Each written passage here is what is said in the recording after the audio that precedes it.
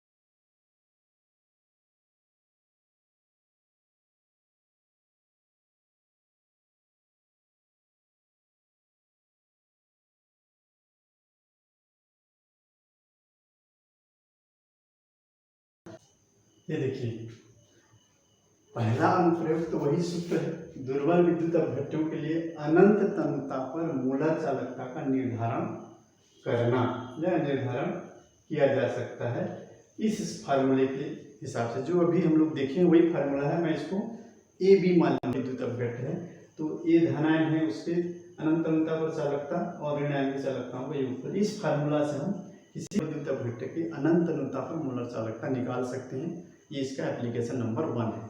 Number दूसरा, वियोजन की मात्रा का निर्धारण, डिग्री ऑफ डिसोसिएशन। कितने मात्रा में कोई दुर्बल विद्युत अपघट्य आयनित होगा, इसको अल्फा से दर्शाते हैं। देखिए ये अनंत तन्यता पर मोलर चालकता, इसको हम फार्मूला इस तरह बनाएंगे। देखिए ये है हमारा अनंत तन्यता पर मोलर चालकता। अनंत तन्यता पर मोलर चालकता मैक्सिमम होता है, तो टोटल अनंत तन्यता पर जितनी मोलर चालकता मिलती है उसकी तुलना में किसी सी कंसंट्रेशन पर मोलर चालकता कितना है। अनंत तन्यता पर मैक्सिमम है तो किसी सी कंसंट्रेशन पर उसकी मोलर चालकता कितना है। मैक्सिमम में से कितना भाग अभी दुर्बल विद्युत अपघट्य में उसकी चालकता मिल रहा है एक निश्चित सी कंसंट्रेशन पर। जैसे कोई 500 के एग्जाम में आप कितना प्राप्त किए हैं तो वो उसका अंश या भाग मिल जाता है, तो वही हमारा वियोजन की मात्रा हो जाती है। यही अनंत तन्यता पर सबसे अधिकतम होता है और किसी सी सांद्रता पर मोलर चालकता कितना है, दोनों के अनुपात ही हमारा वियोजन की मात्रा होता है। यदि ये दोनों बराबर हो जाए, अनंत तन्यता पर जितना उसकी मोलर चालकता है उतना ही अभी किसी सी सांद्रता पर बराबर हो जाए, दोनों बराबर हो जाए, तो ये हमको मिल जाएगा 1। इसीलिए जहाँ पर वियोजन की मात्रा या डिसोसिएशन अल्फा का मान 1 आता है, इसका मतलब वहाँ पर 100% आयनन हो चुका है। या कई सारे न्यूमेरिकल क्वेश्चन होता है, यदि किसी पदार्थ का 100% आयनन हो जाए और ऐसा ऐसा हो, तो वहाँ समझ लेना वहाँ पर डिग्री ऑफ डिसोसिएशन 1 है, क्योंकि इसका वैल्यू और इसका वैल्यू दोनों बराबर है। वही बटा वही मैंने कट के आया था 1। तो ये फार्मूला निकल के आया यहाँ से कि दुर्बल विद्युत अपघट्य की वियोजन की मात्रा डिग्री ऑफ डिसोसिएशन इस फार्मूला से निकाला जाता है। किसी सी सांद्रता पर मोलर चालकता बटे अनंत तन्यता पर मोलर चालकता का रेशियो हमारा डिग्री ऑफ डिसोसिएशन होता है।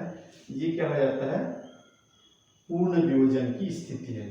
पूर्ण वियोजन पर अल्फा का मान 1 आता है। तो ये हमको मिलता है यहाँ से सूत्र। ये हो गया दूसरा प्रयोग। तीसरा अनुप्रयोग हम देखते हैं, वो है हमारा दुर्बल विद्युत अपघट्य के लिए वियोजन स्थिरांक की गणना करना।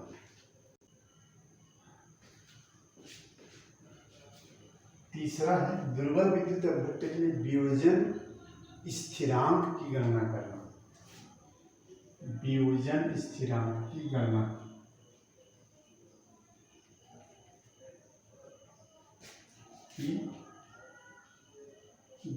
का सूत्र।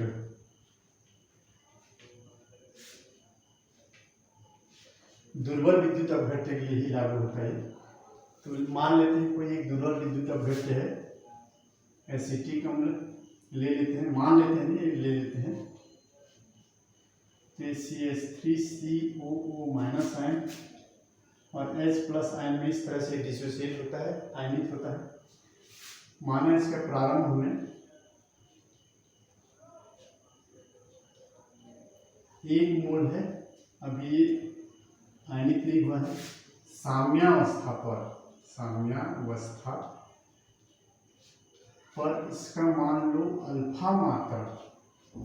यदि वियोजन की मात्रा अल्फा है तो अल्फा मात्रा यहाँ से टूट जाता है, तो अल्फा मात्रा हमको एसीटेट आयन मिलेगा और अल्फा हमको हाइड्रोजन आयन मिलेगा।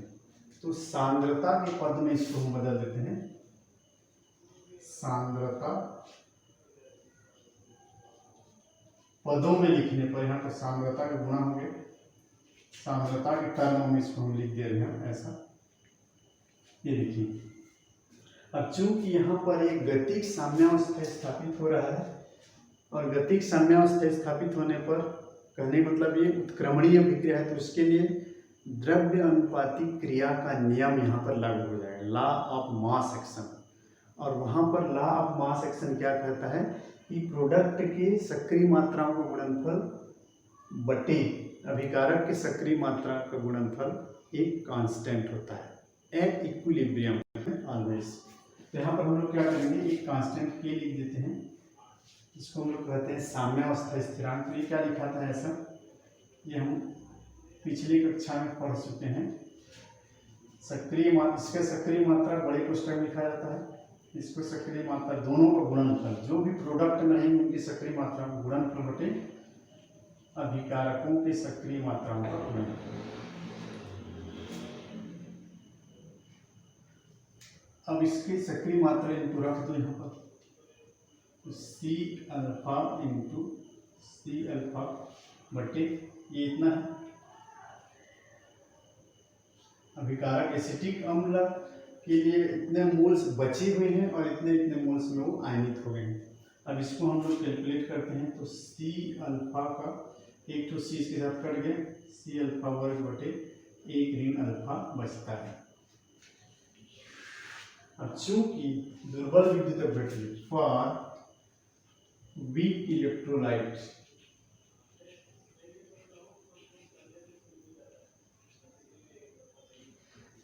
दुर्बल विद्युत अपघट्ट की वियोजन बहुत ही कम होता है, अल्फा की मात्रा बहुत कम होता है, ये वियोजन की मात्रा है। तो दुर्बल विद्युत अपघटन बहुत ही कम आयनित हुआ है, अल्फा की मात्रा बहुत ही कम है। तो देखिए ये जो अल्फा का मान है वो बहुत ही कम होता है एक की तुलना, इसीलिए हम 1 माइनस अल्फा को लिख सकते हैं, एक के बराबर ही लिखा जा सकता है, समतुल्य है। मतलब अल्फा का मान इतना कम है कि एक में उसको घटाने पर वो एक ही बच रहा है, कोई फर्क नहीं पड़ रहा है। तो 1 माइनस अल्फा को हम अल्फा लिख सकते हैं, तो इसलिए हम के बराबर क्या मिल जाता है यहाँ से सी अल्फा का वर्ग। और हम निकालने क्या जा रहे हैं, वियोजन स्थिरांक अल्फा, इसी के सूत्र निकालने जा रहे हैं। वियोजन स्थिरांक यहाँ पर क्या है हमारा अल्फा ही हम लोग लेते हैं, तो यहाँ पर हम लिख देंगे अल्फा वर्ग बराबर के बटा सी, और खाली अल्फा बराबर हमको मिल जाएगा अंडर रूट के बटा सी, या इसको लिख सकते हैं हम लोग, को लिख सकते हैं के इंटू भी। कहाँ से, सांद्रता की परिभाषा से। सांद्रता सी क्या कहलाता है, एन अपॉन भी। प्रति लीटर आयतन में घुले हुए विलेय के मोल की संख्या ही सांद्रता कहलाता है, आयन की संख्या। तो यहाँ पर नंबर ऑफ मोल्स हमारा क्या है, एक है, तो एक बटा भी लिख देंगे, एक बटा भी बराबर सी, तो सी भी बराबर एक बटा सी लिखा जा सकता है। तो यहाँ पर एक बटा सी की जगह रख दिए हम लोग भी, एक बटा सी की जगह में भी, तो क्या है, यही हमारा कहलाता है ओस्टवाल का नियम, ओस्टवाल का नियम, ये ओस्टवाल का नियम है। या इसको ऐसा भी लिखा जा सकता है अल्फा, ये के कांस्टेंट है और के कांस्टेंट है, और इक्वालिटी साइन हटा करके हम अल्फा समानुपाती एक बटा अंडर रूट सी, या अल्फा समानुपाती अंडर रूट भी लिख सकते हैं। यहाँ से हम इसके वियोजन स्थिरांक भी निकाल सकते हैं। ये उसका वियोजन स्थिरांक निकालने का सूत्र है, जो कि कोलराज नियम के अनुप्रयोग में आता है। ये तीसरा हो गया। चौथा देखते हैं, नंबर चौथा कहा जाता है अल्प विलेय लवणों की विलेयता निर्धारित करने के लिए फार्मूला, चालकता के माध्यम से। चलिए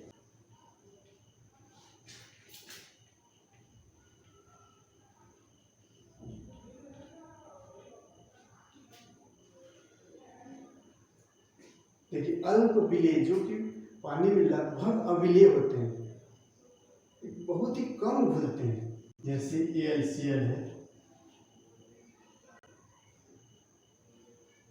लेड सल्फेट, बेरियम सल्फेट है, ये सब अत्यंत अल्प विलेय होते हैं, पानी में बहुत ही कम घुलते हैं, लगभग नहीं के बराबर। तो इनकी विलेयता निर्धारित करने के लिए क्या किया जाए, इसके लिए एक फार्मूला बताए गए हैं। ये जो फार्मूला हम लोग सीख करके आए हैं, मोलर चालकता से हमको एक फार्मूला मिला था,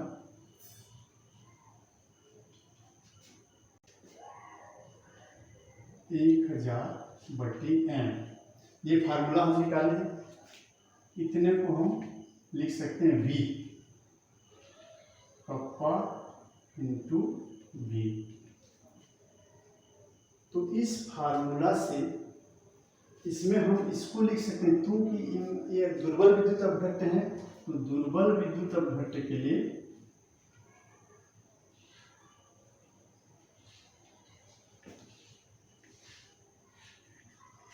इसको हम लिख सकते हैं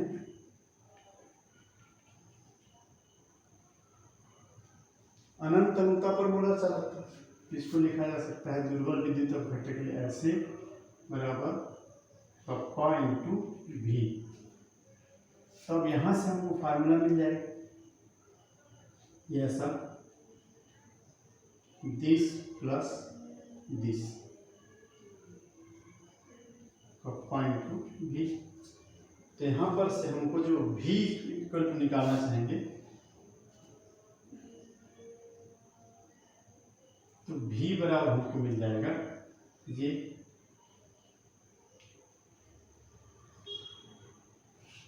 बटा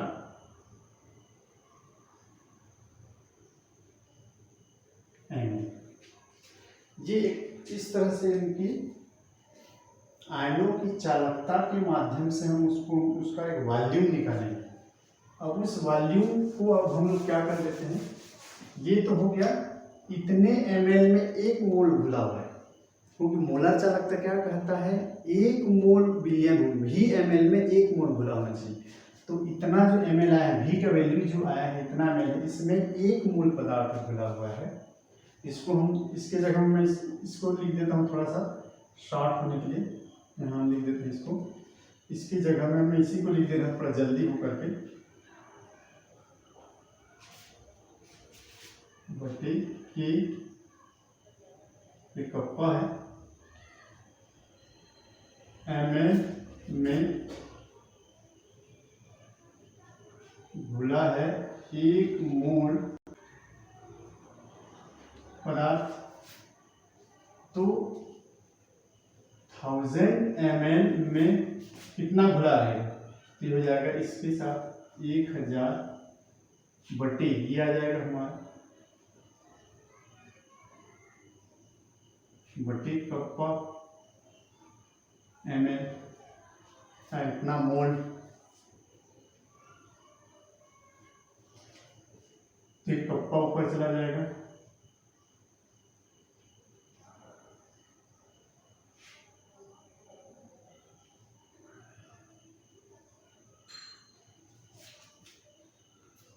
ये हमको 1000 ml में कितने मोल्स बने ये हमको मिला, इतने मोल हमको बना। अब इस मोल में हम मोलर मास को गुणा कर देंगे तो उसकी विलेयता मिल जाता है। तो विलेयता यहाँ 1000 में क्योंकि हमको पर लीटर में निकालना है विलेयता। विलेयता बराबर मोल गुणित मोलर भार या मोलर मास या मोलर द्रव्यमान। तो यहाँ से हम फिर इसका विलेयता मोल पर लीटर में निकाल सकते हैं, मोल पर लीटर में निकाल सकते हैं। तो देखिए उनकी चालकता से हमको एक फार्मूला मिला है, चालकता से ही उनकी चालकता से हम उनके अल्प विलेय लवणों की विलेयता निकाल सकते हैं। यहाँ से जो इस सूत्र से जो मिलेगा वो VmL में उसकी VmL में घुले हुए मोल्स हो गए। तो VmL में 1 मोल घुला होता है, तो 1 मोल का जितना उनका द्रव्यमान है उतना घुला हुआ है। तो 1000 ml में कितना हुआ, 1000 गुणा कर दिए, फिर इसमें मोलर मास का गुणा कर देंगे तो विलेयता हमको मिल जाता है। ये है इसका अगला अनुप्रयोग। और लास्ट में एक देख लेते हैं हम, और नंबर 5वां जो इसका अनुप्रयोग है वो जल के आयनिक गुणनफल का निर्धारण। जल के, देखिए 25 अंश सेंटीग्रेड ताप पर शुद्ध जल के लिए कप्पा का मान एक्सपेरिमेंटली वो निकाल के हमको बता दिए हैं। इसका मान होता है 5.5 इंटू 10⁻⁻8।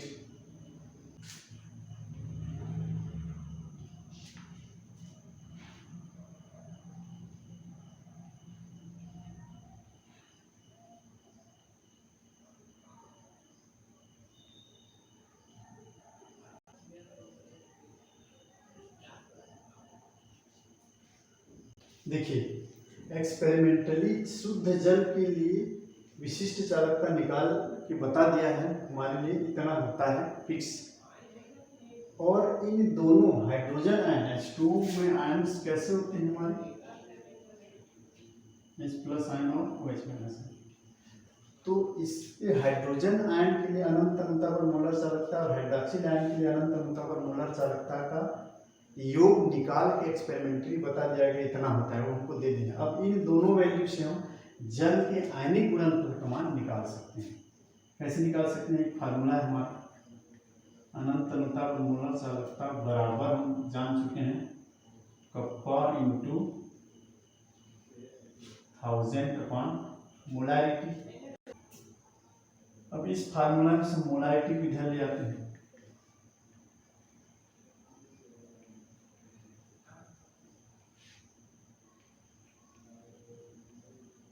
ये मिल गया। और ये हमारा क्या होता है,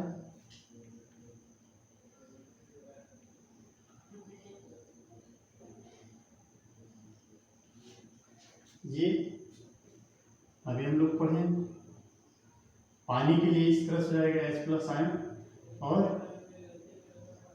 माइनस आयन, सूत्र से मिल गए। तो इसका वैल्यू पता चल गया है 5.5 × 10⁻⁸ × 1000 बटे 549 मोल पर लीटर। ये एक्सपेरिमेंटली प्राप्त हो चुका है। तो इसको सॉल्व करने से मोलारिटी हम मिल गया, यहाँ से मिला मोलारिटी 1.0 इंटू 10⁻⁷ मोल पर लीटर आया। इसके लिए हाइड्रोजन आयन की सांद्रता, अब चूंकि पानी उदासीन होता है तो हाइड्रोजन आयन की सांद्रता और हाइड्रोक्सिल आयन की सांद्रता दोनों बराबर होगा। तो इसीलिए H+ आयन की सांद्रता भी इतना ही है। हम इसको एक को छोड़ दे रहे हैं अभी फिलहाल के लिए, मोल पर लीटर है। और हाइड्रोक्सिल आयन की सांद्रता भी 10⁻⁷ मोल पर लीटर है। तो इन दोनों का आयनिक गुणनफल यही है हमारा। एक्चुअल में आयनिक गुणनफल होता क्या है, H+ आयन हाइड्रोजन आयन और हाइड्रोक्सिल आयन के दोनों का गुणनफल कितना होता है। तो ये देखिए, इसको दोनों का गुणा कर देंगे, H+ आयन और हाइड्रोक्सिल आयन दोनों को वैल्यू को गुणा करेंगे तो 10⁻⁷ मोल पर लीटर गुणित 10⁻⁷ मोल पर लीटर, तो हमको मिल जाता है 10⁻⁴ मोल स्क्वायर पर लीटर स्क्वायर।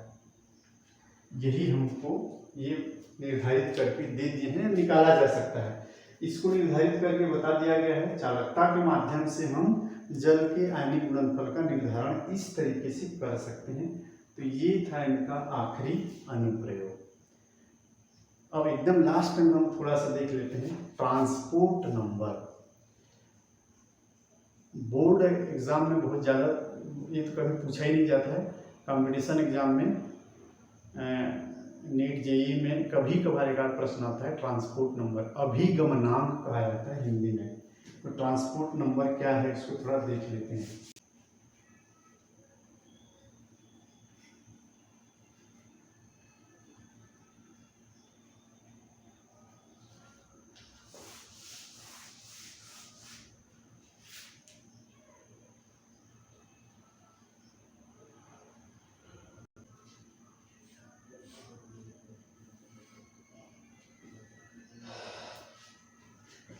देखिए अब ट्रांसपोर्ट नंबर है क्या, किसी विद्युत अपघट्य विलयन से जितनी धारा प्रवाहित होती है उस धारा कुल धारा को प्रवाहित करने में उसके धन आयन या ऋण आयन का क्या योगदान है।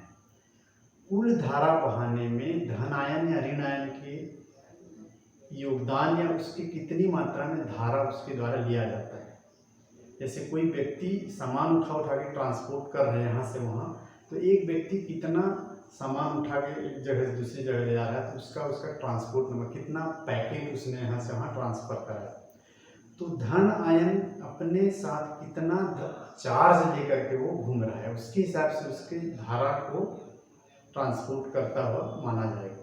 जैसे सोडियम धन आयन, जैसे इसमें सोडियम आयन, एक सोडियम आयन अपने साथ 1 इलेक्ट्रॉन के बराबर चार्ज को लेकर के घूम रहा है। जिंक 2 इलेक्ट्रॉन के बराबर चार्ज लेकर के घूम रहा है।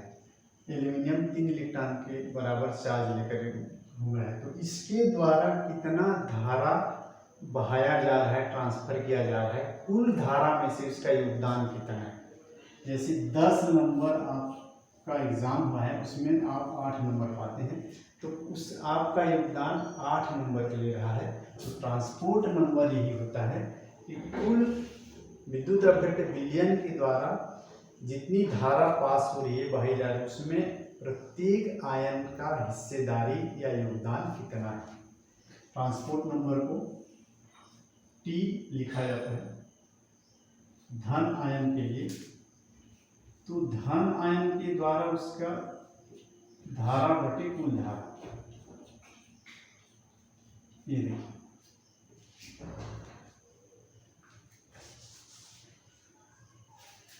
कुल करंट कितना है, धन आयन के द्वारा प्रवाहित किया जाने वाला धारा और ऋण आयन के द्वारा बहाई जाने वाली धारा, दोनों के योगफल कुल धारा है। कुल धारा में से धन आयन के द्वारा कितना धारा बहाया जा रहा है और इसी तरह से ऋण आयन के द्वारा कितनी धारा ट्रांसपोर्ट की जा रही है एक स्थान से दूसरे स्थान तक। तो ये हो जाता है हमारा इस दोनों का अलग अलग ट्रांसपोर्ट नंबर है, दोनों के लिए जोड़ दिया जाए। धन आयन का ट्रांसपोर्ट नंबर और ऋण आयन के ट्रांसपोर्ट नंबर को जोड़ दें तो हमेशा 1 प्राप्त होगा। ये देखिए यहाँ से धन I माइनस अपॉन, ये देखिए तो नीचे हर बराबर है तो अंश भी जुड़ जाएगा,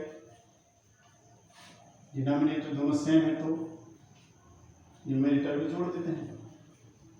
ये देखिए तो कट हमको मिल जाता है।